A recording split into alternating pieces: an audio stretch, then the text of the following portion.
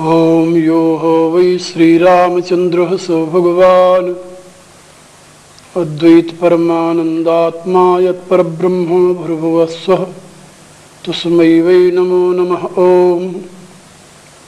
ओम विश्वानि देव सवितुर्दुरितानि परास्व यद्भद्रं तन्नयास्व। ओम यस्मिन् सर्वं यतो सर्वं यः सर्वं सर्वतश्च यः यश्च सर्वमयो नित्यं तस्मै सर्वात्मने नमः।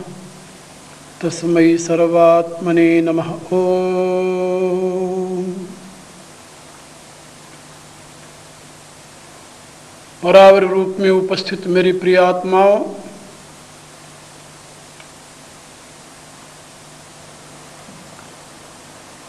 दर्शन और नीति के आधार पर प्रतिष्ठित शाश्वत सनातन हिंदू धर्म की व्याख्या आप लोग मेरे से सुन रहे हैं। पहले मैंने आपको ये बात समझाई है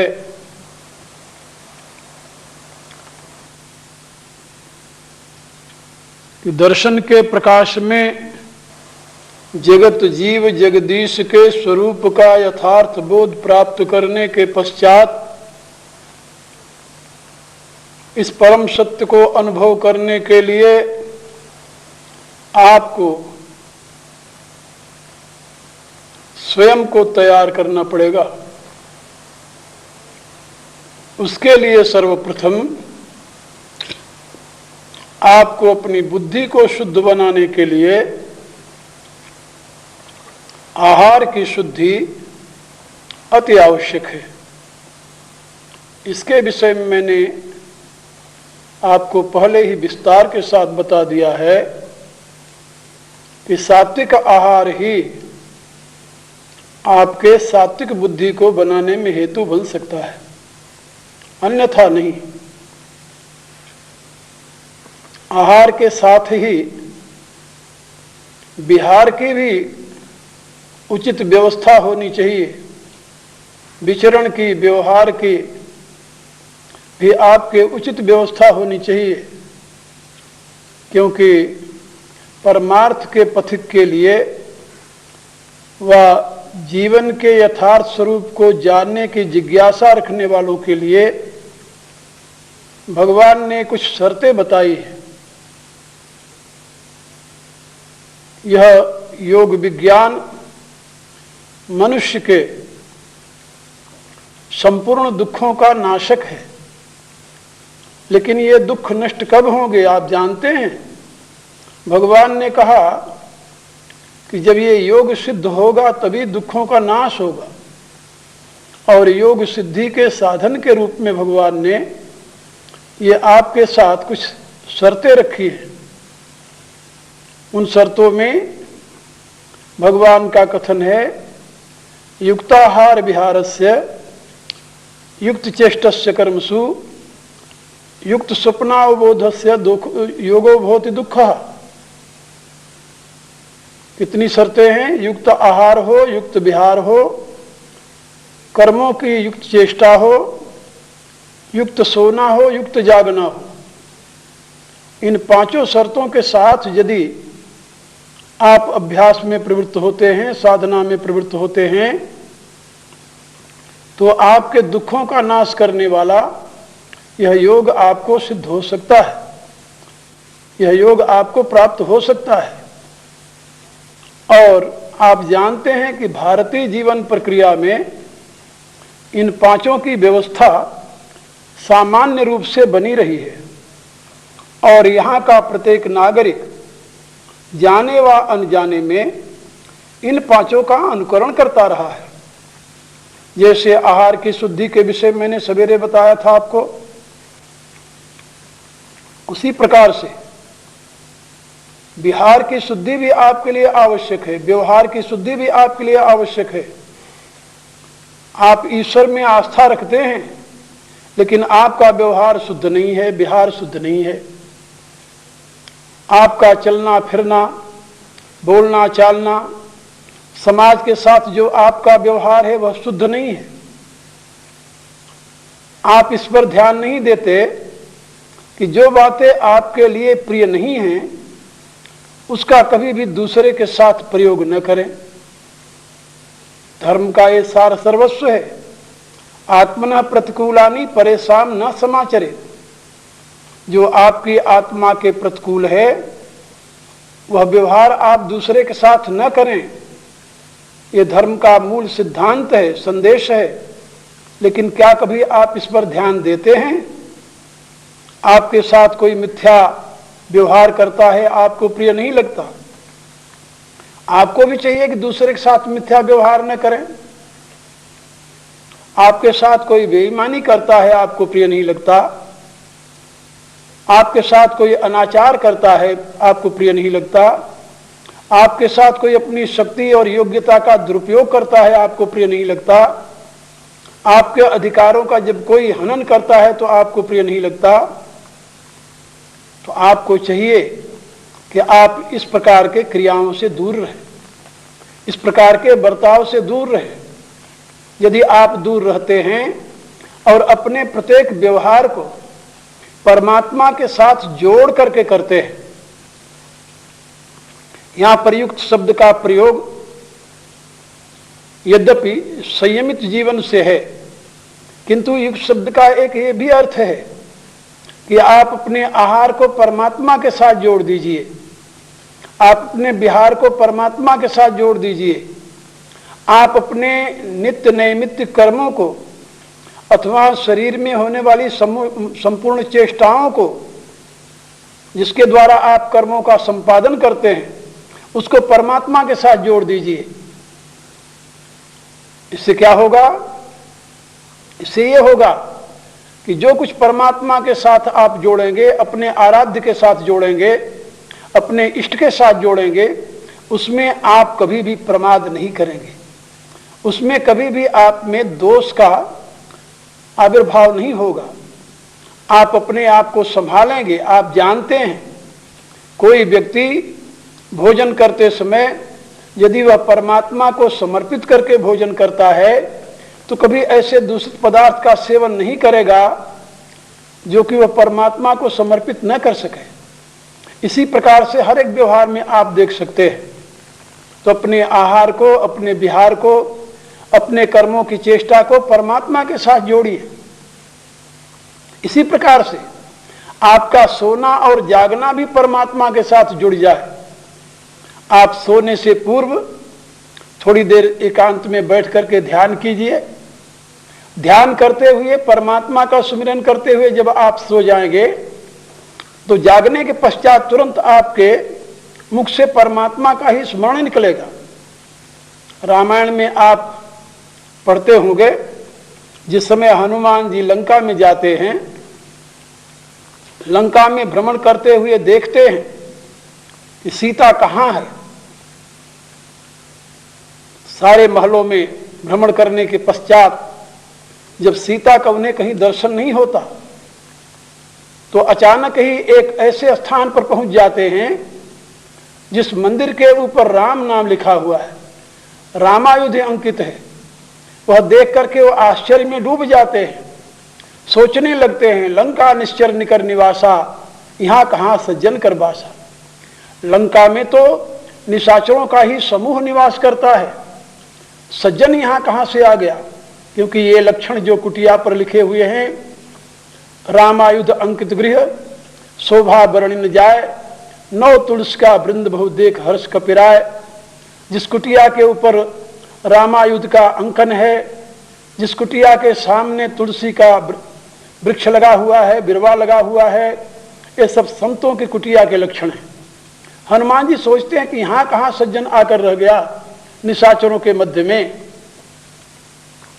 जब वो विचार कर रहे थे तो तुलसीदास जी लिखते हैं, मनमह तर्क करे कपिलागा ताही समय विभीषण जागा। जब हनुमान जी तर्क वितर्क कर रहे थे उसी समय विभीषण जग गए। प्रातः काल का समय था और विभीषण के मुख से एकाएक क्या निकला, राम नाम ते सुमिरन कीना हर्ष हृदय हरि कपि सज्जन चीन्हा। उनके मुख से राम राम निकला, क्योंकि जो राम का जाप करता हुआ सोएगा उसके मुख से जागते ही राम शब्द का उच्चारण होने लगेगा। हमारे यहाँ तो साधन की प्रक्रिया में बताया जाता है कि यदि आप ध्यान करते हुए निद्रा में चले जाते हैं और निद्रा से उठ करके पुनः ध्यान में प्रवृत्त हो जाते हैं तो निद्रा काल जो है वो सारा सारा आपका ध्यान में ही गिना जाता है। वह ध्यान की प्रक्रिया बन जाता है। धीरे धीरे आप उस निद्रा अवस्था में भी परमात्मा का ध्यान ही करते रहेंगे, इसमें जरा भी संदेह नहीं है। इसलिए भगवान कहते हैं कि आपके दुखों को नष्ट करने वाला योग सिद्ध हो सकता है, लेकिन इसके लिए 5 शर्तें हैं। आपका आहार शुद्ध हो, पहले आपका व्यवहार शुद्ध हो, आपके जीवन की संपूर्ण चेष्टाएं शुद्ध हों, आपका सोना और जागना यह भी शुद्ध हो। शुद्ध माने ये सब युक्त हो, परमात्मा से जुड़ा हुआ हो।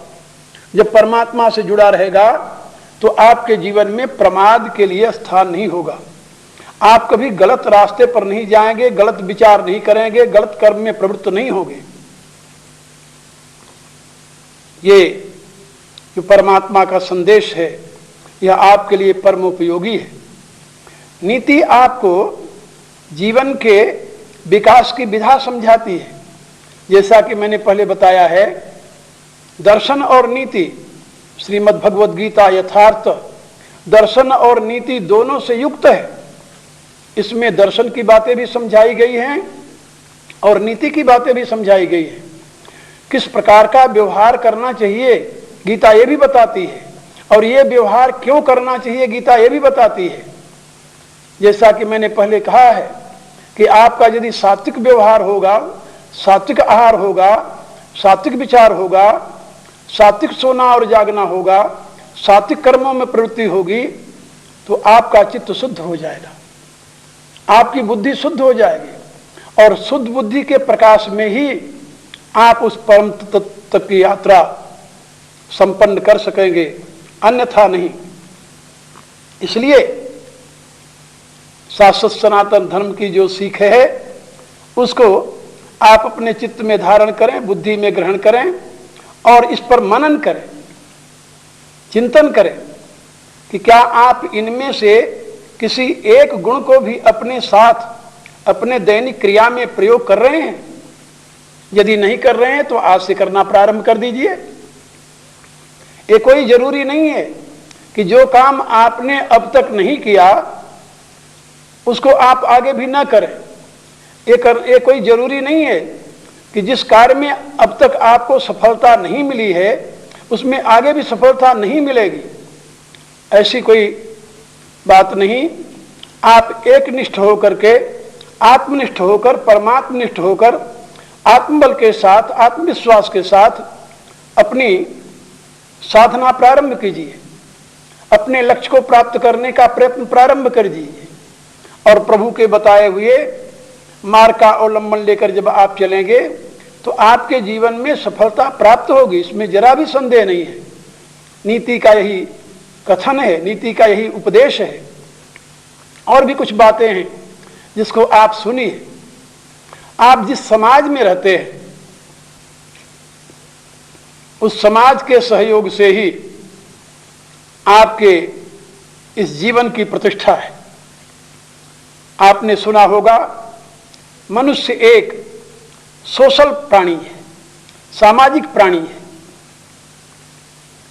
सामाजिक प्राणी इसलिए नहीं है कि वह समुदाय में रहता है, नहीं। समुदाय में रहने वाले तो बहुत से पशु हैं, पक्षी हैं, कीट पतंग आदि हैं, कीड़ियां हैं, छोटी छोटी चींटियां, ये समुदाय में ही रहती हैं। आपसे अधिक संगठित वो रहती हैं। आपको तो कहीं यदि मिष्ठान्न खाने को मिल जाए तो आप ये भी कोशिश कर सकते हैं कि आप उसे अकेले खा लें, लेकिन एक चींटी को, एक कीड़ी को कहीं मिष्ठान्न का पता लग जाए तो अपने पूरे संगठन को उसकी तरफ लेकर के चल देती है। संगठन की दृष्टि से उनका संगठन आपसे अधिक मजबूत है और उनका संगठन अधिक त्याग में भी है, ये भी मैं आपसे कह सकता हूं। इसी प्रकार से बहुत से पशु पक्षी आदि समूह में रहते हैं, लेकिन वो सब सामाजिक प्राणी नहीं कहे जाते। आप मनुष्य हैं, मनुष्य होने के नाते आप सामाजिक प्राणी हैं। सामाजिक प्राणी क्यों हैं, आप सोशल बीइंग क्यों कहे जाते हैं, उसका अभिप्राय समझिए। उसका अभिप्राय यह है कि मनुष्य कभी भी अपने लिए अपनी आवश्यकता की सारी वस्तुओं का निर्माण नहीं कर सकता। फिर से ध्यान से सुनिए, यह समाज शास्त्र का सिद्धांत है। मनुष्य कभी भी अपने लिए अपनी सारी आवश्यक वस्तुओं का निर्माण नहीं कर सकता, लेकिन उसमें इतनी क्षमता है कि वह एक व्यक्ति एक पदार्थ का निर्माण अनेकों के लिए कर सकता है। इसमें जरा भी संदेह नहीं।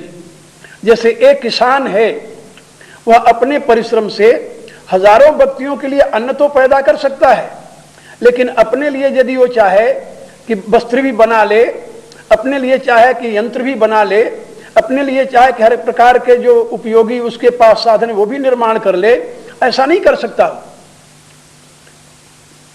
समाज की संरचना में ये व्यवस्था दी गई कि जिस व्यक्ति में जैसी योग्यता है उस योग्यता के अनुसार समाजोपयोगी किसी भी एक पदार्थ का वो निर्माण करे। जब वो एक पदार्थ का निर्माण करेगा तो अपने लिए ही नहीं करेगा, उस समाज के लिए करेगा, सबके लिए करेगा। इसी प्रकार से यदि हर एक व्यक्ति सबके लिए एक एक पदार्थ का निर्माण करेगा तो उस समाज में पदार्थ की कमी नहीं होगी और सभी के लिए सभी प्रकार के पदार्थ सुलभ हो जाएंगे। अब हर एक का जीवन एक दूसरे के ऊपर अवलंबित हो जाएगा। जब एक दूसरे के ऊपर जीवन अवलंबित हो जाएगा तो हर एक व्यक्ति का मूल्य समझेगा, उसका महत्व समझेगा, उसकी उपयोगिता समझेगा, उसके प्रति उसके हृदय में आदर की भावना जागृत होगी। वो समझेगा कि इसके अभाव में इस पदार्थ की मुझे प्राप्ति नहीं हो सकती। इस प्रकार से उसके प्रति वो कृतज्ञता व्यक्त करेगा। तो जिस समाज में कृतज्ञता है, आदर की दृष्टि है, सद्भावना है, आत्मीयता और प्रियता का प्रकाश है, वो समाज तो दैवी समाज कहा जाएगा ना। वह राष्ट्र तो उन्नति की शिखर पर आगे बढ़ेगा। समाज संरचना में यही दृष्टि मूल कारण रही है। इससे आप लोग समझ गए होंगे कि आपके जीवन निर्माण में केवल आपका परिश्रम ही हेतु नहीं है, आपके जीवन निर्माण में पूरे समाज का पूरा सहयोग रहा है, पूरे समाज का पूरा सहयोग। ये बात याद रखिए। जिन व्यक्तियों ने ज्ञान अर्जन करके आपको ज्ञान प्रदान किया है, वो ज्ञान उनका अपना ही नहीं था, वो अनंत काल से चला आता हुआ ज्ञान प्रवाह उन्होंने अपने स्वाध्याय और साधना द्वारा अर्जित किया है। और स्वाध्याय और साधना द्वारा अर्जित करके वह ज्ञान आपको प्रदान किया है और आप उस ज्ञान से ज्ञानी बने हैं। इसलिए उन संपूर्ण ज्ञानियों के आप ऋणी हैं, जिन्होंने उस ज्ञान को अनुभव करके आप तक पहुंचाने का प्रयत्न किया है। जैसे आपके जीवन में जो ज्ञान है वह समाज प्रदत्त ज्ञान है, इसी प्रकार से आपके जीवन का जो अस्तित्व है यह भी समाज प्रदत्त अस्तित्व है। यह भी याद रखिए।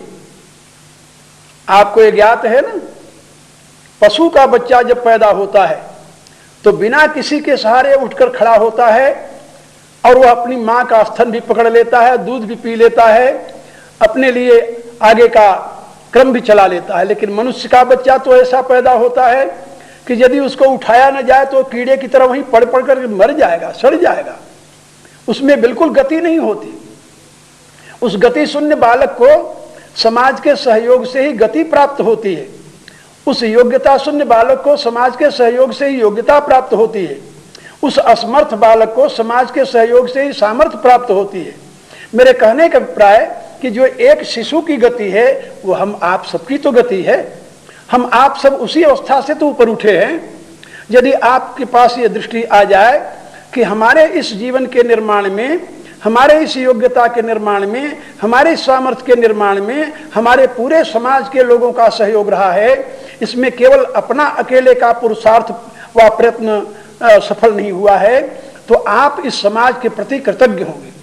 इसीलिए आपने सुना होगा, हमारे यहाँ वैदिक विज्ञान में जब बालक 5 साल व 8 साल का होता था तो उसका व्रतबंध संस्कार किया जाता था। व्रतबंध का अर्थ होता है उसको व्रत में आबद्ध किया जाता था। व्रत क्या था कि उसके जीवन के निर्माण में 3 प्रमुख शक्तियां काम करती हैं, जिनको हम ऋषि शक्ति कहते हैं, पितृशक्ति कहते हैं, देव शक्ति कहते हैं। और इन त्रिविध शक्तियों के सहयोग से ही उसका जीवन अपने आप में योग्यता और सामर्थ्य का पात्र बनता है। ऋषि शक्ति से उसे ज्ञान प्राप्त होता है, पितृशक्ति से उसे जीवनी शक्ति व शारीरिक शक्ति बल प्राप्त होता है, देव शक्ति से उसे सुरक्षा प्राप्त होती है।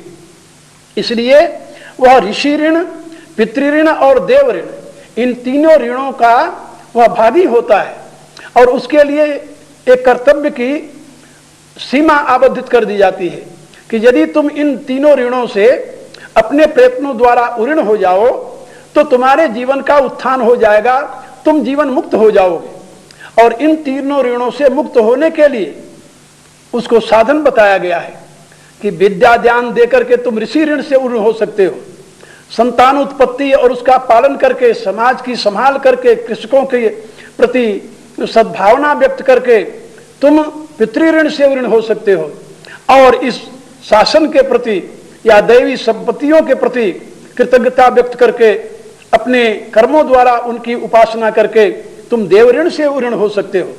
तो तीनों ऋणों से ऋण होने के लिए इस समाज में व्यवस्था दी गई और यह बताया गया कि जब तुम तीनों ऋणों से ऋण हो जाओगे तब तुम्हारे लिए इस व्रत का बंधन नहीं होगा। तो व्रतबंध में 3 ताग का सूत्र मनुष्य के कंधे पर डाल दिया जाता था, जिसको यज्ञोपवीत कहते थे। और जब वो तीनों ऋणों से मुक्त हो जाता था तो उस यज्ञोपवीत को निकाल करके वो गंगा जी में बहा देता था, उससे मुक्त हो जाता था। और उस अवस्था को संन्यास अवस्था कहते थे, सम्यक न्यास, पूर्ण रूप से त्याग। तो ये भारतीय परंपरा रही है कि मानव को समाज के प्रति कृतज्ञ बना देना, यह भारतीय परंपरा रही है। और मानव को वो दिशा प्रदान करना जिससे कि वह तीनों ऋणों से मुक्त होकर के अपने कर्तव्य का पालन करते हुए इसी जीवन में परम वैभव रूप मोक्ष को प्राप्त कर ले। आप भी इसी मार्ग का अवलंबन लें, आपका भी कल्याण होगा। अनंत मंगल कामनाओं के साथ मैं यहीं पर अपनी वाणी को विराम देता हूं। आगे फिर मिलूंगा, फिर चर्चा करूंगा। हरि ओम तत्सत।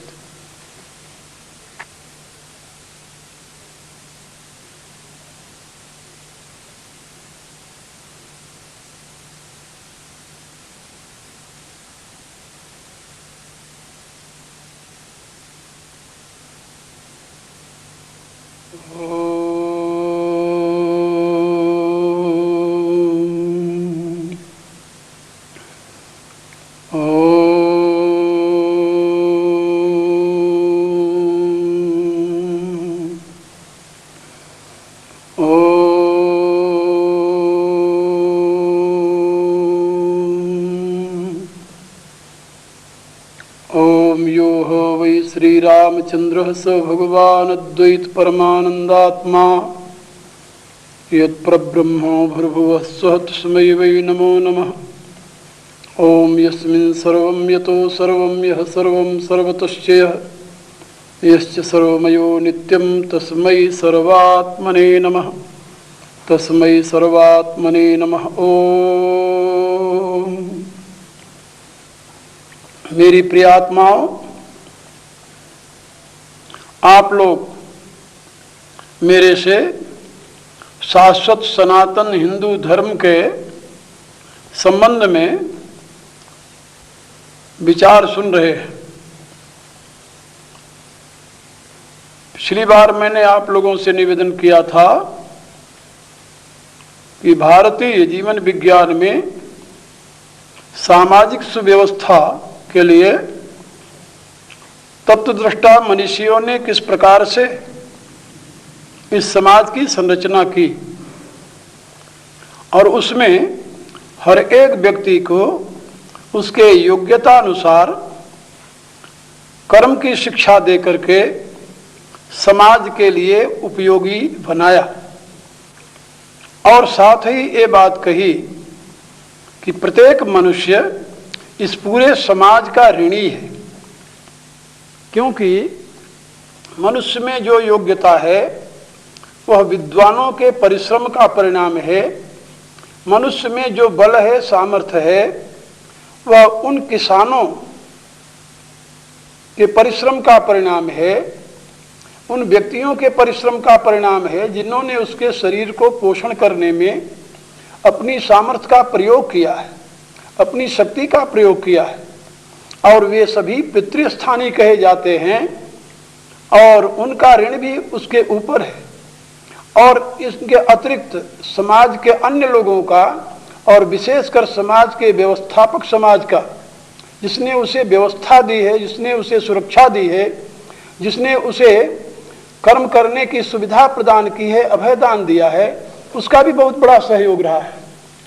और दैवी शक्तियां इसमें हेतु रही है। इसलिए प्रत्येक मानव 3 प्रकार के ऋणों से ऋणी बना रहता है, ऋषि ऋण, पितृऋण और देव ऋण।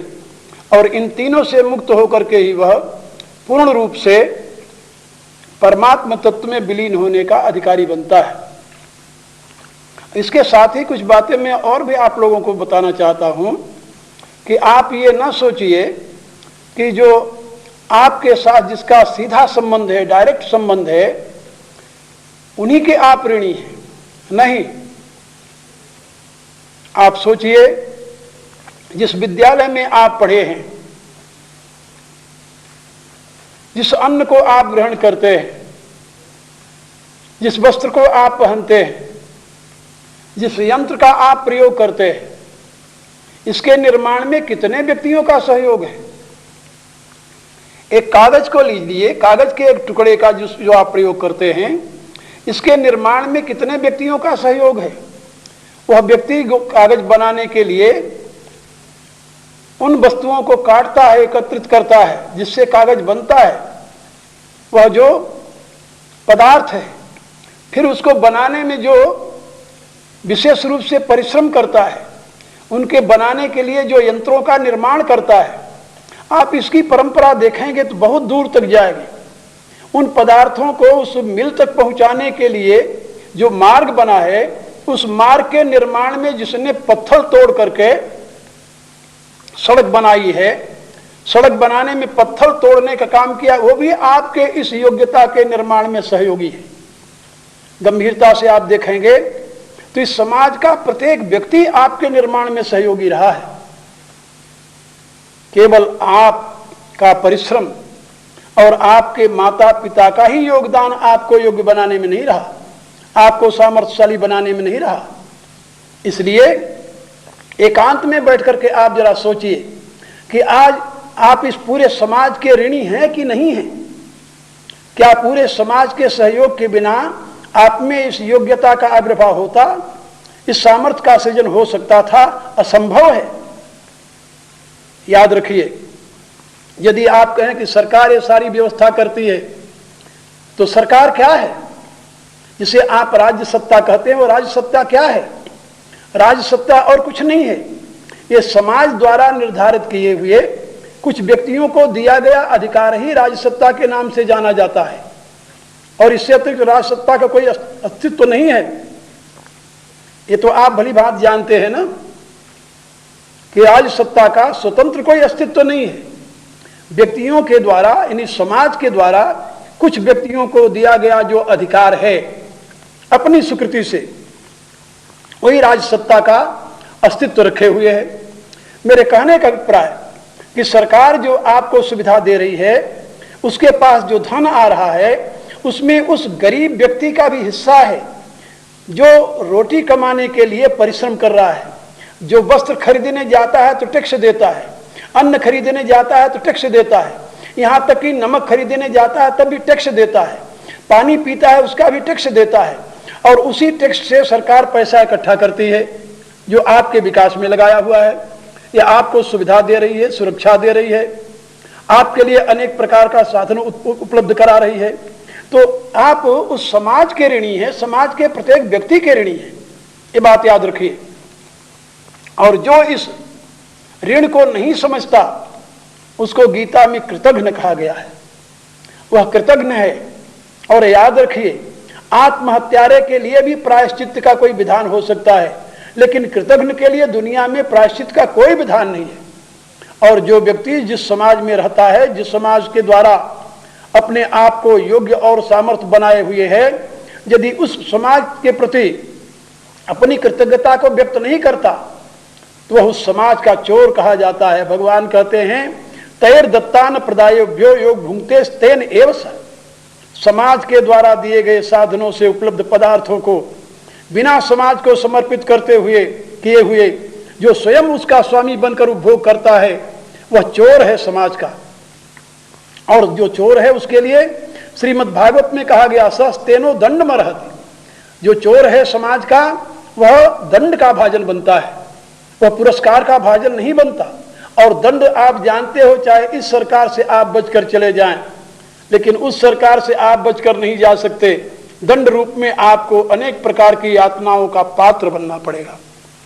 इसलिए नीति के अनुसार आप अपने जीवन विकास की विधा को अपनाते हुए उस समाज के प्रति भी आपका जो कर्तव्य है उसको निभाने का प्रयत्न कीजिए। इसीलिए गीता में भगवान ने कर्म त्याग की अपेक्षा कर्मयोग को श्रेष्ठ घोषित किया है। तयोस्तु कर्म संन्यासात् कर्मयोगो विशिष्यते। भगवान कहते हैं, इसमें संदेह नहीं कि कर्म त्याग और कर्मयोग दोनों ही मनुष्य के लिए कल्याणकारी होते हैं, लेकिन मेरे विचार से भगवान कहते हैं, तयोस्तु कर्म संन्यासात् कर्मयोगो विशिष्यते। कर्म त्याग की अपेक्षा कर्मयोग श्रेष्ठ है। श्रेष्ठ क्यों है? इसीलिए श्रेष्ठ है कि कर्म त्यागी जो है वह तो केवल आत्मचिंतन करता हुआ अपने आत्म उद्धार के लिए ही प्रयत्नशील रहता है, लेकिन कर्मयोगी जो है वह समाज के प्रति कृतज्ञता व्यक्त करते हुए अपनी योग्यता और सामर्थ्य का प्रयोग समाज के कल्याणार्थ करते हुए अपने लिए कल्याण का मार्ग प्रशस्त करता है। इसीलिए उस कर्मयोगी की प्रशंसा भगवान ने की है, इसीलिए उसे श्रेष्ठ बताया है, इसीलिए उसे विशेष बताया है। और उसका अभिप्राय यही है कि वह केवल अपने लिए नहीं जीता, वह केवल अपने लिए मुक्ति का रास्ता नहीं चुनता, वह केवल अपने कल्याण की कामना नहीं रखता, वह लोक कल्याण में सदैव निरत रहता है। छिन्न द्वैधायत आत्मानः सर्वभूत हिते रहता है, ऐसा भगवान का संदेश है कि उसकी द्वैत भावमयी वृत्ति नष्ट हो जाती है, वह अपने मन पर अपना आधिपत्य स्थापित कर लेता है और लोक कल्याण में सदैव निरत रहता है। ऐसा योगी कर्मयोगी जो है वह परम पद का पात्र बन जाता है। इसलिए मैं आप लोगों से निवेदन कर रहा था कि भारतीय नीति शास्त्र में जिस समाज संरचना की व्यवस्था की गई है उसका ये मूल आधार है कि व्यक्ति समाज का की इकाई नहीं, समाज का अंग है। इकाई और अंग में क्या अंतर है जानते हैं? पश्चिम के समाज शास्त्रियों ने आपको ये बताया कि व्यक्ति समाज की इकाई है, व्यक्तियों के समूह का नाम समाज है। इसमें क्या अंतर पड़ा कि व्यक्ति बन गया कारण और समाज बन गया कार्य। और आप जानते हैं कि कारण के लिए सदैव कार्य का बलिदान किया जाता है, क्योंकि कारण हेतु होता है और कार्य उसका परिणाम होता है। तो यदि व्यक्ति हेतु है और समाज कार्य है, तो समाज के हित के स्थान पर यदि व्यक्ति के हित का प्रश्न आ जाए तो व्यक्ति के हित की रक्षा के लिए समाज के हित का त्याग करना यह आवश्यक हो जाता है इस सिद्धांतानुसार। लेकिन भारतीय दर्शन में यह बात नहीं बताई गई। भारतीय दर्शन आपको यह बताता है कि व्यक्ति समाज का अंग है, इकाई नहीं, अंग है। जैसे आपकी अंगुलियां, आपके हाथ पांव, ये सब आपके शरीर का अंग हैं। इनका अलग करने से कोई अस्तित्व नहीं रहेगा। एक अंगुली को यदि अलग कर दिया जाए तो अंगुली का कोई मूल्य नहीं है, लेकिन हाथ के साथ लगे होने से अंगुली का मूल्य है। पांव को अलग कर दिया जाए, पांव का कोई मूल्य नहीं है। शरीर के साथ लगे रहने से पांव का मूल्य है। प्रत्येक अंग की यही स्थिति है। इसी रूप से समाज से अलग व्यक्ति का कोई महत्व नहीं है भारतीय दर्शन में, लेकिन समाज से युक्त होने पर उस व्यक्ति का महत्व है। वह विराट का अंग माना जाता है, समाज का अंग माना जाता है, राष्ट्र का अंग माना जाता है। इसलिए समाज अंगी है और व्यक्ति उसका अंग है। जब आप ये दृष्टि रखेंगे तो जहां आपके हित में और समाज के हित में, या आपके स्वार्थ में और समाज के स्वार्थ में अंतर होगा, वहां पर आप क्या करेंगे? आप अपने हित का त्याग करके समाज का कल्याण करेंगे। यही हमारे यहाँ की नीति रही है। महाभारत में साफ शब्दों में विदुर ने यह बताया है कि यदि आवश्यकता पड़े तो विशेष रूप से परिवार के लिए एक का त्याग कर देना चाहिए। यदि समाज की आवश्यकता हो तो समाज के लिए परिवार का त्याग कर देना चाहिए। यदि राष्ट्र की आवश्यकता हो तो राष्ट्र के लिए समाज का त्याग कर देना चाहिए। और यदि उस परमात्मा की स्थिति की आवश्यकता आ जाए तो उसके लिए सर्वस्व का त्याग कर देना चाहिए। तो परिवार के लिए एक का त्याग, समाज के लिए परिवार का त्याग, राष्ट्र के लिए समाज के त्याग की सीख दी गई है। कहने का अभिप्राय कि जहां छोटा स्वार्थ और बड़े स्वार्थ में संघर्ष हो जाए तो वहां बड़े स्वार्थ की सिद्धि के लिए छोटे स्वार्थ का त्याग कर देना चाहिए। व्यक्ति का अपना स्वार्थ छोटा स्वार्थ है, परिवार का स्वार्थ उससे बड़ा है, परिवार का हित उससे बड़ा है, परिवार के हित से बड़ा समाज का हित है, समाज के हित से बड़ा राष्ट्र का हित है। इसलिए उसके लिए इन छोटे हितों का त्याग कर देना चाहिए। ऐसी सीख दी गई है नीति शास्त्र में हमारे। और इसी आधार पर भारत में कभी राम राज्य की प्रतिष्ठा हुई थी, जहां की व्यक्ति अपने स्वार्थ के लिए कुछ भी नहीं करता था, जहां पर व्यक्ति अपने लिए कुछ नहीं करता था। तुलसीदास जी ने राम राज्य की व्याख्या करते हुए अपने रामचरितमानस में इसका विस्तार के साथ विश्लेषण किया है, वर्णन किया है, कथन किया है। कभी आप लोगों को भी मैं सुनाऊंगा, लेकिन यहां पर मैं केवल इतना ही संकेत करना चाहता हूं कि राम राज्य की प्रतिष्ठा में यही त्याग भावना ही हेतु रही है। आप भली भांति जानते हैं, यदि मनुष्य में कामना का प्राबल्य हो जाता है तो वह समाज का शोषण करता है। यदि मनुष्य में वासना रहित जीवन का प्राबल्य होता है, मनुष्य में त्याग का प्राबल्य होता है, तो वह समाज के लिए स्वयं को समर्पित करता है। गीता तो आप लोग पढ़ते हैं। गीता में 2 प्रकार के व्यक्तियों का उल्लेख आता है प्रारंभ में। पहला दुर्योधन है, जो पांडवों की सेना को देख करके, अपनी सेना को देख करके अपने गुरु द्रोणाचार्य के पास जाता है पहले, और उनसे कहता है कि हे गुरुदेव, जरा आप पांडवों की सेना को तो देखिए, इसमें कैसे कैसे महारथी वीर योद्धा युद्ध करने के लिए तैयार हैं। आपके शिष्य ने कितनी सुंदर व्यूह रचना कर रखी है, द्रुपद पुत्र ने।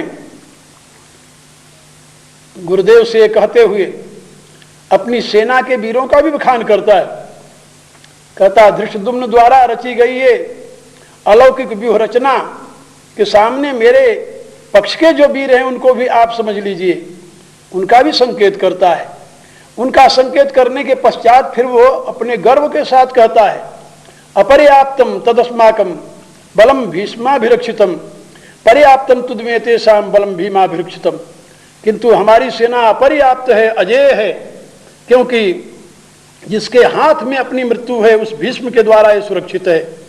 लेकिन भीम के द्वारा सुरक्षित जो है पांडवों की सेना तो पर्याप्त है, जीतने योग्य है, जेय है। ऐसा वह गर्भयुक्त बात कह करके अपने गुरु को आज्ञा देता, उससे प्रार्थना नहीं करता, मार्गदर्शन नहीं लेता, उनको आज्ञा देता है। भीष्मेवा भरक्षन्तुम भरवन्तः सर्वे वही, आप सभी मिलकर भीष्म की रक्षा कीजिए। लेकिन उसके साथ एक बात और वो कहता है, उसको भी आप लोग ध्यान से पढ़ना गीता। वो कहता है कि अन्य च बहवः सूरा मदर्थे त्यक्त जीविता। ये जितने बड़े बड़े योद्धा आए हैं मेरी तरफ से युद्ध करने के लिए, ये मेरे लिए अपने जीवन का त्याग करने जा रहे हैं। कहने का अभिप्राय ये आसुरी वृत्ति है, कमाएगी दुनिया खाएंगे हम, मरेंगे ये लोग, राज्य में भोगूंगा, ऐसी उसकी वृत्ति है, वो आसुरी वृत्ति का व्यक्ति है वो। और जहां पर दुर्योधन की ये वृत्ति है, वहीं पर अब आप पांडु के पक्ष को अर्जुन को देखिए। अर्जुन भी दोनों सेनाओं को देख करके व्याकुल होता है। वो अभी अपने गुरु के पास भगवान कृष्ण के चरणों में स्वयं को समर्पित करते हुए प्रार्थना करता है। उनसे भी ये कहता है कि जरा आप दोनों सेनाओं को देखिए, इनमें सारे मेरे अपने सुहृद हैं, मैं किसके साथ युद्ध करूं? और युद्ध का लक्ष्य क्या बताता है वो, ध्यान दीजिए। दुर्योधन कहता है अन्य च बहुवा सूरा मदर्थे त्यक्त जीविता, और भी बड़े बड़े सूरवीर मेरे लिए अपने जीवन का त्याग करने आए हैं। और अर्जुन क्या कहता है, एषाम अर्थे कांक्षितम नो राज्यम भोगा सुखानि च ते इमे अवस्था युद्धे प्राणांश त्यक्त्वा धनानि च।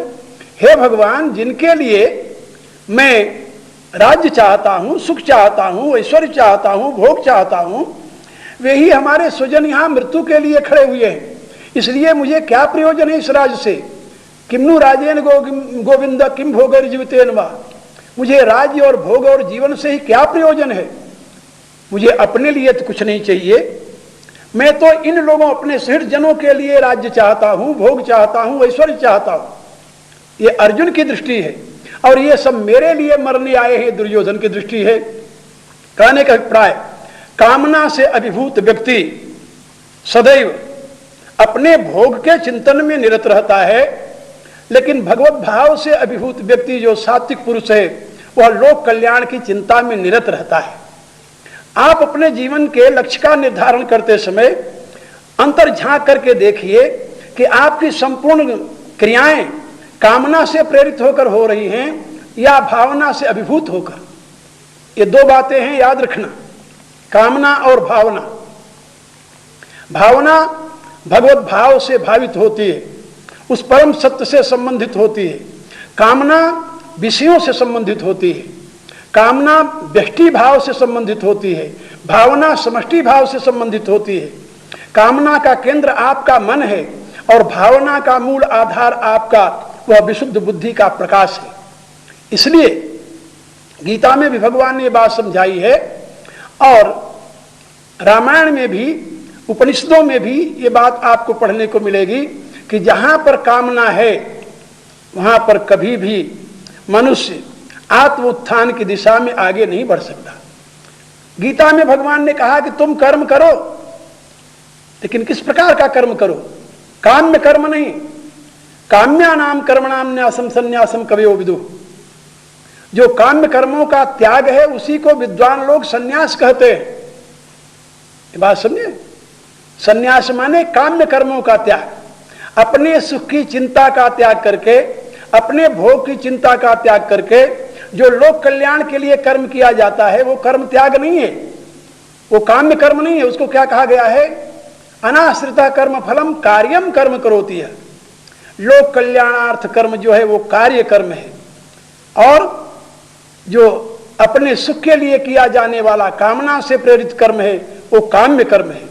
तो काम्य कर्मों का त्याग और कार्य कर्मों के अनुष्ठान की सीख देती है गीता। यही हमारे नीति शास्त्र का उपदेश है। आप अपने जीवन को यदि सुपथ पर आगे बढ़ाना चाहते हैं तो काम्य कर्मों से विमुक्त होकर के कार्य कर्मों का अनुष्ठान कीजिए।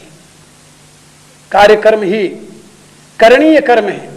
कार्य कर्म क्या है? जिससे लोक का कल्याण होता हो, जिससे लोक का हित होता हो, जिससे समाज का उत्थान होता हो, जिससे समाज की उन्नति होती हो, वह कार्य कर्म है।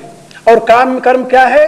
जिससे आपकी वासना पूर्ण होती हो, जिससे आप अपने आप को सुखी बनाने में प्रवृत्त होते हो, जिससे आप अपने आप के लिए बहुत से पदार्थों का संग्रह करने में प्रवृत्त होते हैं, यानी जिसमें आपकी कामना हेतु है।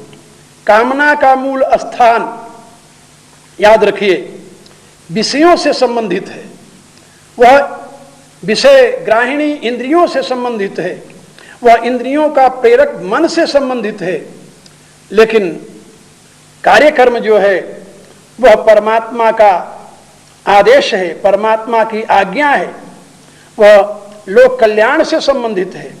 इसलिए लोक कल्याणार्थ जो कर्म आप करेंगे वो कार्य कर्म होगा, और उस कार्य कर्म का आपको कोई बंधन नहीं होने का, ये बात याद रखना।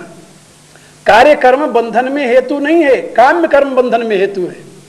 गीता की यही तो सीख है कि प्रत्येक कर्म बंधन में हेतु नहीं होता। जो कामना से प्रेरित होकर कर्म किया जाता है वही कर्म बंधन में हेतु होता है, लेकिन जो कर्तव्य दृष्टि से किया जाता है वह कर्म कभी भी बंधन में हेतु नहीं होता, क्योंकि उस कर्म के पीछे आसक्ति नहीं होती, उस कर्म के पीछे व्यक्तिगत स्वार्थ नहीं होता, उस कर्म के पीछे अपनी चाह नहीं होती, इसलिए वो आपके लिए बंधन में हेतु नहीं होता। आप जानते हैं राम जब वन में गए तो भरत ने राज्य का संचालन किया नंदीग्राम में बैठकर, और वाल्मीकि रामायण में स्पष्ट लिखा हुआ है जब राम लौट कर आते हैं तो वहां पर भरत बताते हैं कि आपके राज्य का कोष 10 गुना अधिक हो गया है तब से। लेकिन भरत ने अपनी वासना की पूर्ति के लिए नहीं, राम का कार्य समझ करके उस राज्य का संचालन किया। इसलिए राज्य का संचालन करते हुए भी वो विमुक्त रहे। लेकिन बहुत से लोग राज्य नहीं, केवल शरीर में आसक्त होकर के ही अपने आप को बंधन में डाल देते हैं। इसलिए मैं आप लोगों से बता रहा था कि कर्म स्वयं में बंधन का हेतु नहीं है, कर्म के पीछे जो कामना है वह बंधन में हेतु बनती है, कर्म के पीछे जो व्यक्तिगत स्वार्थ है वह बंधन में हेतु बनता है।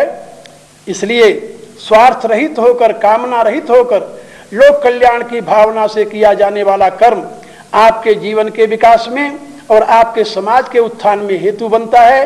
इसलिए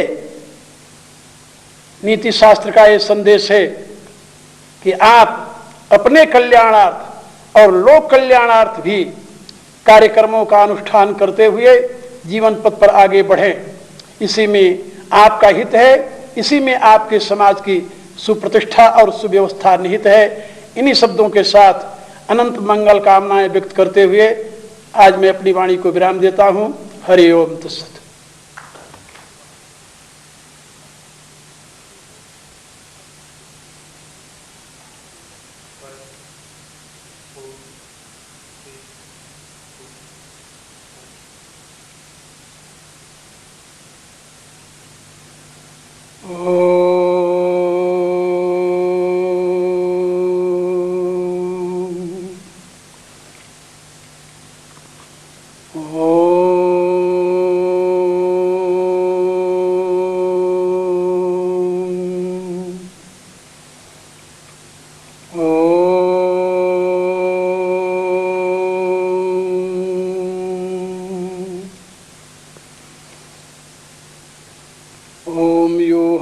श्रीरामचंद्र स भगवान अद्वैत परमानंदात्मा यत्परब्रह्म भर्गवस्वः तस्मै वै नमो नमः।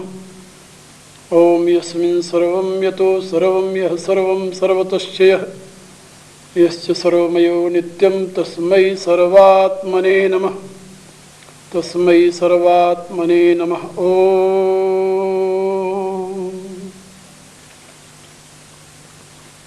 परावर रूप में उपस्थित मेरी प्रिय आत्माओं, करुणा निधान भगवान की करुणा आप सभी के लिए सदैव कल्याण का सृजन करती रहे, यह मेरी आंतरिक शुभकामना। इससे पूर्व मैंने आप लोगों को वैदिक विज्ञान के प्रकाश में शाश्वत सनातन हिंदू धर्म के मूल सिद्धांतों के प्रति बहुत सी बातें समझाई है, और परिणाम में दर्शन और नीति के प्रकाश में जीवन विकास की विधा भी बताई है, और ये भी बताया है कि आपके जीवन के निर्माण में इस समाज के प्रत्येक प्राणी का, प्रत्येक व्यक्ति का पूर्ण सहयोग रहा है, और समाज के सहयोग से ही आप में योग्यता और सामर्थ्य की प्राप्ति हुई है। योग्यता और सामर्थ्य का विकास हुआ है, और उसी योग्यता और सामर्थ्य के बल पर आप जो कुछ कर रहे हैं, उसके परिणाम में जो कुछ मिल रहा है आपको, उसके ऊपर आपका अकेले का सत्वाधिकार नहीं है। क्योंकि जिन लोगों के सहयोग से आप में योग्यता और सामर्थ्य का आविर्भाव हुआ है, सृजन हुआ है, आखिर उनके प्रति भी तो आपका कुछ कर्तव्य बनता है। यदि आप उनके प्रति अपने कर्तव्य का पालन नहीं करते तो आप कृतघ्न गिने जाएंगे, और कृतघ्न व्यक्ति के लिए न इस लोक में कहीं स्थान है और न तो परलोक में ही। गीता में हमें इसके उदाहरण के रूप में दो पात्र सामने आते हैं। आसुरी संपत्ति का धनी दुर्योधन और दैवी संपत्ति का धनी अर्जुन। आप अर्जुन के जीवन को देखें और दुर्योधन के जीवन को देखें। गीता के 16वें अध्याय में भगवान ने जहां पर यह बात कही है कि सृष्टि में दो प्रकार के प्राणी हैं, असुर और देव, और आसुरी संपत्ति से युक्त जो असुर हैं उनका जीवन बंधन और पतन में हेतु होता है। दैवी संपत्ति के से युक्त जो व्यक्ति हैं वो परम पद को प्राप्त कर लेते हैं। दैवी संपद विमोक्षाय निबद्धाया श्रीमता, ऐसा भगवान का कथन है। अब आप स्वयं को देखें कि आप अपने जीवन में दैवी संपत्ति का संपादन कर रहे हैं या आसुरी प्रवृत्तियों का, ये आप स्वयं जान सकते हैं, दूसरा नहीं बता सकता आपको। ये बात याद रखिए कि आप यदि अपने विषय में पूर्ण ईमानदार बन जाए, अपने विषय में ईमानदारी के साथ आप अपने आप को देखें, समझें, पहचानें, और जिस स्थिति में आप हैं उसके अनुसार आप अपने को स्वीकार करते हुए यदि आप में दैवी गुणों का विकास हो रहा है, फिर तो आप निश्चय समझें कि आप कल्याण के भागी बनेंगे। दुनिया की कोई ताकत आपको बीच में बाधा उपस्थित नहीं कर सकती। लेकिन यदि आसुरी संपत्ति से आप युक्त होते जा रहे हैं, शनै शनै अनजाने में, या व्यामोह बस, या भ्रम बस, या अज्ञानता बस, तो दुनिया की कोई शक्ति आपका उद्धार भी नहीं कर सकती। ये बात याद रखिए। लाखों मसीहा, करोड़ों पैगंबर, अरबों खरबों अवतार प्रकट होकर के भी एक व्यक्ति का उद्धार नहीं कर सकते। किस व्यक्ति का? जो व्यक्ति स्वयं अपने उद्धार के लिए प्रयत्नशील नहीं है, जो स्वयं उस पथ का पथिक नहीं है। इसलिए मैं आप लोगों से निवेदन कर रहा था कि ये धर्मशास्त्र जो है वह आपको जीवन जीने की दिशा प्रदान करता है, लेकिन इसको केवल सुन लेने मात्र से काम नहीं बनता, इसको अपने जीवन में उतारना पड़ता है। आप देखिए, हमारे यहाँ धर्म का निर्णय करने के लिए 4 बातें समझाई गई है। भगवान मनु की घोषणा है, सबसे पहले वेद स्मृति सदाचार स्वस्य प्रियमात्मना। सबसे प्रथम प्रमाण वेद है। वेदो अखिलो धर्म मूल, धर्म जिज्ञासमानानां प्रमाणम परमम श्रुति, ऐसा मनु महाराज कहते हैं। वेद स्वयं प्रमाण है, स्वतः प्रमाण है, और वही परम प्रमाण है। सत्य और असत, धर्म और अधर्म का निर्णय करने में उसी की मुख्य भूमिका है। बहुत सी बातें ऐसी हैं जो वेद में सामान्य रूप से कही गई है, लेकिन विशेष परिस्थितियों में उनका प्रयोग नहीं हो पाता, और उनका प्रयोग करने से उल्टा परिणाम हो जाता है। उस परिणाम से बचने के लिए स्मृतियों में ऋषियों ने उसके लिए एक अलग मार्ग बताया है। जैसे वेद का आदेश है, मां हिंसा सर्वभूताया, किसी भी प्राणी की हिंसा मत करो, ये वेद ने आज्ञा दे दी। अब यदि हर एक व्यक्ति यही सोचे किसी भी प्राणी की हत्या नहीं करनी है, और एक आतताई व्यक्ति आ जाए उसके यहाँ, उसके घर को आग लगा दे, उसका धन लूटने लगे, उसके स्त्रियों का अपहरण करे, उसके सत्व का अपहरण करे, उसको विष देकर मारने का प्रयत्न करे या उसका वध करने का प्रयत्न करे, ऐसी स्थिति में उस व्यक्ति को क्या करना चाहिए? क्या उसकी पूजा करनी चाहिए? कहा नहीं। इसके लिए स्मृतिकार आकर खड़े हुए हैं, वो आदेश देते हैं, नहीं, अग्निदो गर्दश्चैव शस्त्रपाणी धनर्पहा क्षेत्र द्वारा पहड़ता च सड़ेते आतताइन। कहा जो दूसरे के घर में आग लगाता है, दूसरे को विष देता है, दूसरे को मारने के लिए उद्यत है, जो दूसरे की स्त्री का अपहरण कर रहा है, धन का अपहरण कर रहा है, सत्व का अपहरण कर रहा है, वह आतताई है। और ऐसे आतताई का वध करने में कोई पाप नहीं है। आतताई मायात्म हत्वादेव अभिचारे। आतताई दया का पात्र नहीं होता, आतताई कृपा का पात्र नहीं होता, उसका तो वध कर देना चाहिए। मेरे कहने का अभिप्राय कि वेद की जो सीख है माहिंसा सर्वभूतायाम, यहां आकर के वह लागू नहीं होती, अक्षरशः वह प्रयुक्त नहीं की जा सकती, क्योंकि आतताई का यदि आप वध नहीं करते तो आतताई आपका वध कर देगा। यदि दुष्टों का दमन नहीं किया जाए तो दुष्ट आपका दमन कर देंगे। अहिंसा का जो कार्टून है मेरे विचार से, ना समझे हुए अहिंसा शब्द की दुहाई देते हुए अहिंसा के पालन का व्रत लेकर के जो अनेकों व्यक्तियों के हिंसा में लोग हेतु बन जाते हैं, उसका परिणाम क्या होता है आपको पता है। लोग ये कहते हैं कि अहिंसा के बल से भारत स्वतंत्र हुआ, लेकिन क्या आपको पता नहीं है कि भारत की स्वतंत्रता में 32 लाख से अधिक निरपराधी लोग कत्ल किए गए थे?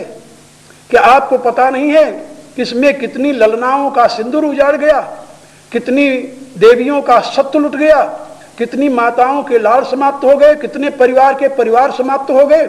उन आतताइयों द्वारा क्या अत्याचार नहीं किया गया? तो क्या अहिंसा के नाम पर आपको स्वतंत्रता मिल गई थी? नहीं, आप इससे अनभिज्ञ हैं, इसलिए आप ऐसी बात स्वीकार करते हैं। तो मैं आप लोगों को केवल ये बता रहा था कि ये जो अहिंसा की बातें हैं ये अपने स्थान पर ठीक हैं। हाँ, उन प्राणियों को जो तुम्हारा कोई अहित नहीं करते, जो मूक प्राणी हैं जैसे पशु पक्षी आदि, उनकी हिंसा करके अपने स्वाद की तृप्ति करना ये अन्याय है। लेकिन जो आतताई है, अनाचारी है, दुराचारी है, दुष्ट है, तुम्हारे धर्म के ऊपर आक्रमण करता है, राष्ट्र के ऊपर आक्रमण करता है, तुम्हारे अधिकार के ऊपर आक्रमण करता है, यदि उसको तुम अहिंसा की दृष्टि से देखने लगो, यदि उसको मारने में भी तुम्हें हिंसा दिखाई देने लगे, तब तो अनर्थ हो जाएगा। और इसी अहिंसा के बहकावे में आकर ये भारत 900 वर्षों तक परतंत्र रहा है। इसलिए मैं आप लोगों से निवेदन कर रहा था कि वेद के पश्चात जो स्मृतियों का संदेश है वो व्यवहारिक है। व्यवहार के हर एक पहलू के ऊपर विचार करके उनका संदेश मिलता है, क्योंकि मनुष्य के धर्म का निर्णय देश काल परिस्थिति के अनुसार होता है। किस देश में आप हैं, किस काल में आप हैं, किस परिस्थिति में आप हैं, तदनुसार ही अपने लिए कर्तव्य अकर्तव्य का आप निर्णय कर सकते हैं। और ये निर्णय करने का मार्ग आपके लिए स्मृतियां प्रशस्त करती हैं। तो वेद स्मृति और सदाचार, इसके लिए प्रमाण चाहिए कि ऐसे संकट की घड़ी में क्या आज से पहले किसी ने इस प्रकार के कोई कृत्य किए हैं?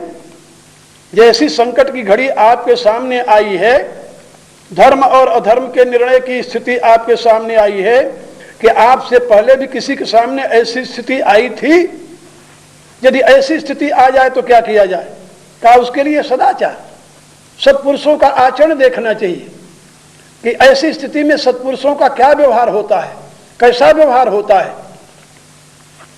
जैसा उनका व्यवहार होता है वही आपके लिए भी करणीय होता है, उसी का आपको भी अनुकरण करना चाहिए।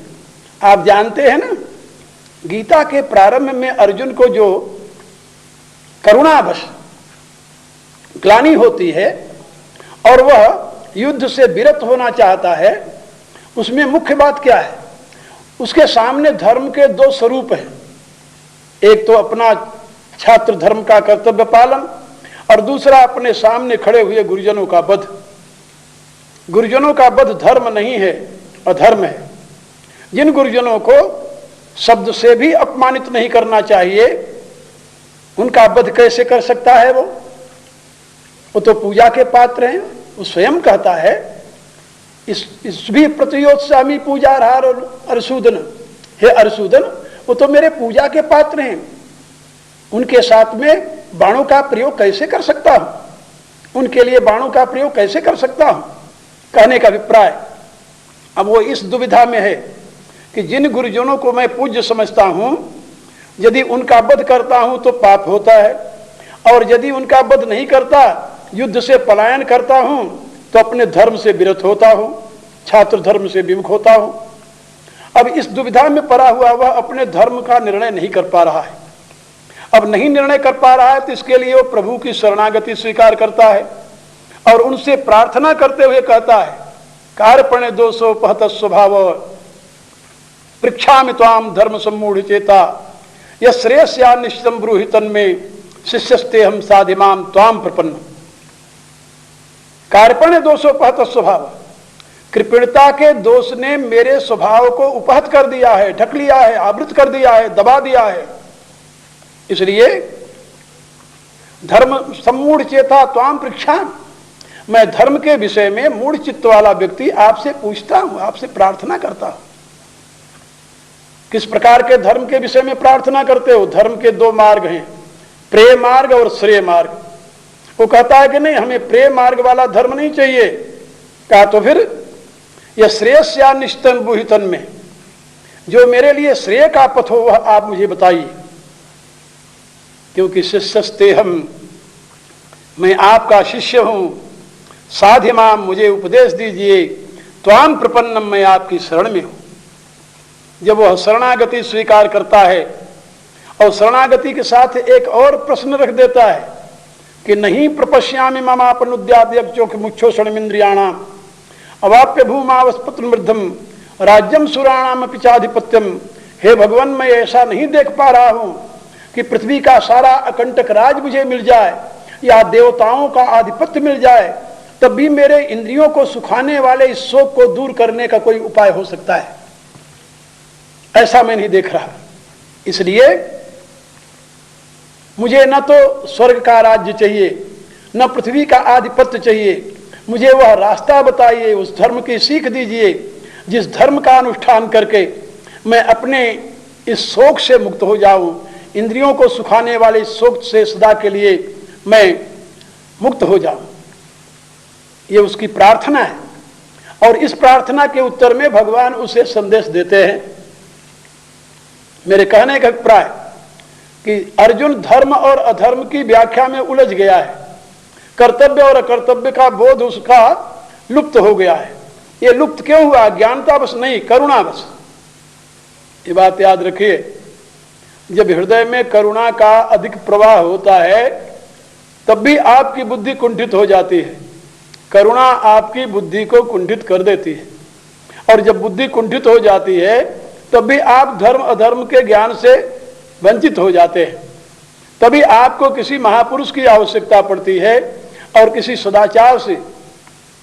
से सदाचार की शिक्षा लेनी पड़ती है। यानी ऐसी स्थिति में महापुरुषों का क्या कर्तव्य है, महापुरुष ऐसी स्थिति में क्या करते हैं, उसका अनुकरण करने की आपको शिक्षा ग्रहण करनी पड़ती है। तो गीता का प्रारंभ यहीं से होता है। गीता का वह जिज्ञासु जिसके माध्यम से भगवान ने मानव मात्र को उपदेश दिया है, वह इसी धर्म और अधर्म के उलझन में फंसा हुआ था, और वही उलझन प्रत्येक व्यक्ति के सामने आता है। ये नहीं केवल अर्जुन का ये विषय था, अर्जुन तो एक माध्यम बना है, ऐसा आप समझ लीजिए। महाभारत में स्पष्ट शब्दों में बात बताई गई है कि कृष्ण और अर्जुन ये दोनों नर नारायण के अवतार हैं। नर नारायण के जो अवतार हैं उनमें मोह के लिए स्थान कहाँ, जरा कल्पना तो कीजिए, सोचिए। तो यहां तो भगवान ने स्वयं अर्जुन को माध्यम बनाकर मानव मात्र के लिए उपदेश प्रदान किया है और मानव मात्र के जीवन में आने वाले उन दुविधाओं को दूर करने का मार्ग प्रशस्त किया है। हर एक मनुष्य के सामने ऐसी दुविधा आ जाती है कि हमारे लिए ये धर्म है या ये धर्म है। धर्म और अधर्म का निर्णय करना कोई सहज बात नहीं है, बहुत कठिन बात है। किसी किसी अवस्था में धर्म अधर्म बन जाता है, किसी अवस्था में अधर्म धर्म बन जाता है। महाभारत में इसके कई उदाहरण दिए गए हैं। एक जगह ये बात बताई गई है कि यदि किसी के प्राणों के ऊपर संकट आ जाए और तुम्हारे सत्य बोलने से उसके प्राण जाते हों, उस अवस्था में तुम्हें क्या करना चाहिए, किस प्रकार का व्यवहार करना चाहिए, सत्य क्या है? तो वहां पर महर्षि देवर्षि कहते हैं, सत्यस्य वचनम श्रेयम सत्यादप हितम वदेत यद भूत हितमत्यम स सत्यम इतमे मति। कहा सत्य बोलना श्रेयस्कर है, लेकिन सत्य से श्रेष्ठ है हित की बात कहना। सत्य से भी श्रेष्ठ है हित की बात कहना। यद भूत हितमत्यंतम, जिसपे प्राणी मात्र का हित निहित हो, कल्याण निहित हो, स सत्यम इतमे मति, वही सत्य है, ऐसा मेरा मत है। कहीं पर झूठ बोलने से यदि किसी प्राणी की रक्षा होती हो तो वहां पर वह झूठ सत्य से भी श्रेष्ठ माना जाएगा। और यदि कहीं सत्य बोलने से किसी सज्जन पुरुष का पतन होता हो तो वहां पर वह सत्य जो है वह झूठ से भी अधिक घातक माना जाएगा। इसलिए हिंसा अहिंसा, सत्य असत्य आदि का निर्णय करना ये सामान्य बात नहीं है, ये सब देश काल परिस्थिति के ऊपर अवलंबित है। और नीति शास्त्र जो है वो इसी का विश्लेषण करता है, इन्हीं अवस्थाओं से आपको ऊपर उठने के लिए प्रेरणा प्रदान करता है, दिशा प्रदान करता है। और यही बात है जो गीता में आपको शुरू से आखिर तक, प्रारंभ से अंत तक सुनने और समझने और पढ़ने को मिलेगी। भगवान ने धर्म और अधर्म के गूढ़तम रहस्यों को बड़े ही स्पष्ट शब्दों में व्याख्यायित किया है, वर्णन किया है, कथन किया है और समझाया है कि मनुष्य के लिए सर्वप्रथम विशुद्ध बुद्धि ही प्रमाण है। किसी के कहने और सुनने से नहीं, किसी के बताने से नहीं। आखिर शास्त्र की बातें भी तो आप अपनी बुद्धि के अनुसार ही समझ पाएंगे।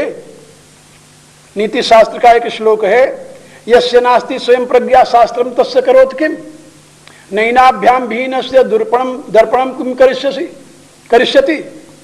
जिसके पास स्वयं की बुद्धि नहीं है उसके लिए शास्त्र क्या करेगा। जिनके पास दोनों आंखें नहीं हैं, क्या उनको दर्पण उनका मुख दिखाने में सक्षम हो सकता है? नहीं हो सकता। नैनाभ्याम भीनस्य दर्पणम किम करिष्यति। नेत्रहीन के लिए दर्पण का कोई प्रयोग नहीं है, इसी रूप से बुद्धिहीन के लिए शास्त्र का कोई प्रयोग नहीं है। शास्त्र के अभिप्राय को समझने के लिए भी आपको बुद्धि की जरूरत होती है। बिना विशुद्ध बुद्धि के आप शास्त्र का अभिप्राय भी नहीं समझ पाएंगे। इसलिए मैं आप लोगों से निवेदन कर रहा था कि वेद, स्मृति और सदाचार, और इस सदाचार से परे एक और तत्व है, स्वस्य च प्रियमात्मन। आपकी बुद्धि को जो ग्रहणीय प्रतीत होता है, ग्रहणीय लगता है, उपादेय लगता है, आपकी बुद्धि के लिए जो हितकर लगता है, जो आपकी आत्मा के उत्थान में हेतु बनता है, वही आपके लिए धर्म कहा जाएगा। और जिस धारणा से आपकी आत्मा का पतन होता हो, आप में हीन भावना का जागरण होता हो, आप में तुच्छता का जागरण होता हो, आप अपने आप को यानी समाज का सबसे लघु प्राणी अनुभव करने में प्रवृत्त होते हो, वह आपके लिए त्याज्य है। इसलिए धर्म के निर्णय के लिए जो 4 स्तंभ बताए गए हैं, वेद, स्मृति, सदाचार, स्वस्य प्रियमात्मना, इन चारों का अपना महत्वपूर्ण स्थान है। और इन्हीं के प्रकाश में आप अपने लिए धर्म और अधर्म का निर्णय कर सकते हैं, अन्यथा नहीं। गीता में इसीलिए भगवान ने बार बार विशुद्ध बुद्धि की महिमा का गान किया है और यह भी बताया है कि यदि आपकी बुद्धि स्वयं निर्णय करने में सक्षम नहीं है तो क्या किया जाए। तो भगवान ने कहा फिर अपनी मन और बुद्धि को मुझे दे दो, मयि अर्पित मनोबुद्धिर, अपने बुद्धि और मन को मुझे समर्पित कर दो, यानी भगवत समर्पित कर दो। जब आप अपने मन और बुद्धि को भगवान को समर्पित कर देंगे तब उस बुद्धि में जो कुछ प्रेरणा प्राप्त होगी वो भगवत प्रदत्त प्रेरणा होगी, और वह भगवत प्रदत्त प्रेरणा ही आपके कल्याण में हेतु बन जाएगी। ये बात याद रखिए। गीता का भगवान जो है, या हम हिंदू जिस भगवान में आस्था रखते हैं, वह भगवान सर्वथा निष्क्रिय नहीं है, वह निष्क्रिय होते हुए भी सक्रिय है। इसलिए उसके लिए बताया गया है, उपद्रष्टानुमंता च भर्ता भोक्ता महेश्वर परमात्मे चापिक्तो देश बिन पुरुष पर। वह उपद्रष्टा है, अनुमंता है, भरता है, भोगता है, महेश्वर है और आपके इस शरीर में परमेश्वर रूप से विराजित भी है। मेरे कहने का अभिप्राय कि यदि आपकी बुद्धि अपने आप में निर्णय लेने में सक्षम नहीं है तो आप उसे भगवान को समर्पित कर दीजिए। भगवत प्रसाद से प्रेरित होकर बुद्धि में जो कुछ भी विचार आविर्भूत होंगे, उत्पन्न होंगे, वह आपके लिए मार्गदर्शक का काम करेंगे, इसमें जरा भी संदेह नहीं है।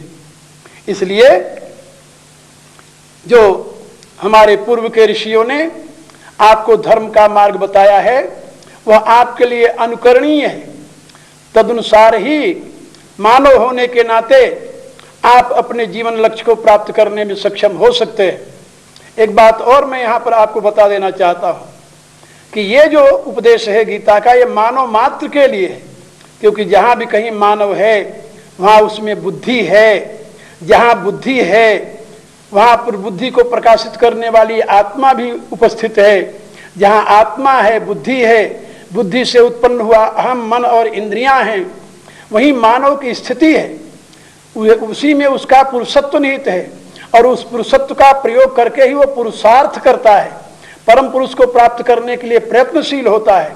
और जो परम पुरुष को प्राप्त करने के लिए प्रयत्नशील होता है उसी को धर्मात्मा कहते हैं। वही धर्मात्मा है और वही धर्मात्मा अपने लिए जीवन का विकास कर पाता है और उसी का जीवन मानव समाज के लिए भी उपयोगी सिद्ध होता है। इसलिए धर्मात्मा का सदाचार कैसा होता है इस विषय में आप लोगों से आगे चर्चा करूंगा। अभी आप सभी के प्रति अनंत मंगल कामनाएं व्यक्त करते हुए मैं अपनी वाणी को ही विराम देता हूं। हरि ओम तत्सत।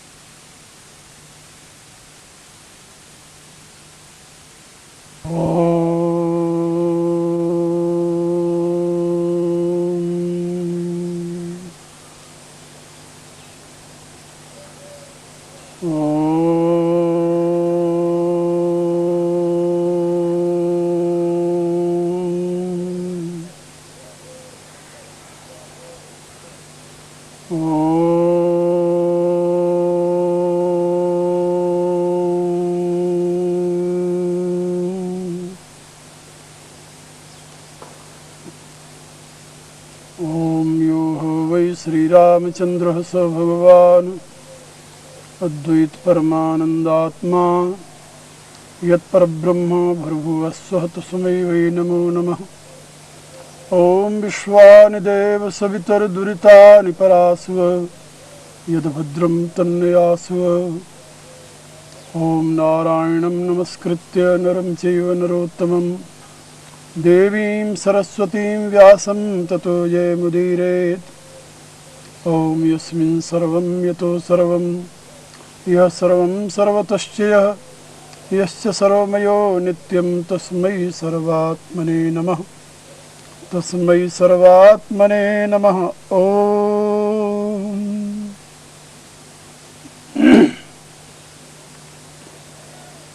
परावर रूप में उपस्थित मेरी प्रिय आत्माओं, शाश्वत सनातन हिंदू धर्म के संबंध में बहुत सी बातें पहले आप लोगों को बताई गई है और यह भी समझाया गया है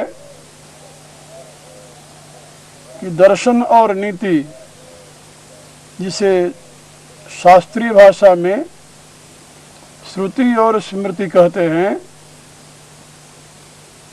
उसके प्रकाश में ही इस शाश्वत सनातन धर्म की प्रतिष्ठा हुई है।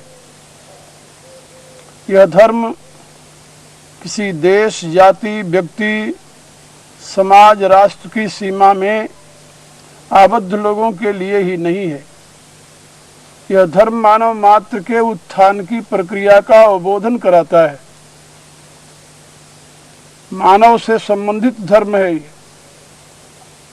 क्योंकि मानवीय जीवन में जिन साधनों की उपलब्धि हुई है उन संपूर्ण साधनों के प्रयोग की विधि इस धर्म में बताई गई है। आप अपने शरीर, इंद्रियां, मन, बुद्धि आदि का प्रयोग करते हुए ही अपने जीवन के लक्ष्य तक पहुंच सकते हैं। इनमें से किसी एक का भी त्याग करके आप अपने जीवन के यथार्थ लक्ष्य की ओर अग्रसर नहीं हो सकते। ये बात याद रखिए। हमारे यहाँ पूर्व के महर्षियों ने हमें उपदेश दिया है, शरीर माध्यम खलु धर्म साधनम। शरीर जो है यही धर्म का आदि साधन है। गोस्वामी तुलसीदास जी ने भी ये बात कही, तन बिनु भजन वेद नहीं वर्णा। बिना शरीर के किसी भी प्रकार की सेवा साधना उपासना नहीं हो सकती। गोस्वामी जी ने तो इसे साधन धाम मोक्ष कर द्वारा भी घोषित किया है। यह मानव शरीर साधन का ही धाम है और मोक्ष का दरवाजा है। उनकी ये घोषणा है कि पाए न जो परलोक समारा, इस मनुष्य शरीर को प्राप्त करके जो अपने भविष्य को उज्जवल नहीं बना सका, सो परत्र दुख पावे सिर धुन धुन पछताए, काल ही कर्म ही ईश्वर मिथ्या दोष लगाए। ऐसा व्यक्ति तो यहाँ और इसके पश्चात भी केवल पश्चाताप का ही भाजन बनता है। और ऐसी स्थिति में वह दोष किसके ऊपर लगाता है? काल के ऊपर, कर्म के ऊपर और ईश्वर के ऊपर। वो सोचता है कि हमारा समय ठीक नहीं था, इसलिए मैंने अपने साधनों का सदुपयोग नहीं किया। हमारे भाग्य में नहीं था, इसलिए हमने अपने साधनों का सदुपयोग नहीं किया। हमारे ऊपर ईश्वर की कृपा नहीं थी, इसलिए हमने अपने साधनों का सदुपयोग नहीं किया।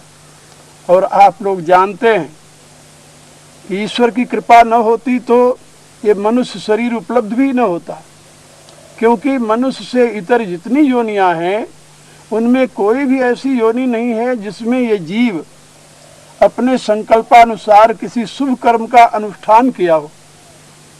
अभिप्राय ये कि आपको जो मानव शरीर मिला ये आपके शुभ कर्मों का ही परिणाम है, ऐसा नहीं कहा जा सकता, क्योंकि मानव इतर योनियों में शुभ कर्म करने की व्यवस्था ही नहीं है।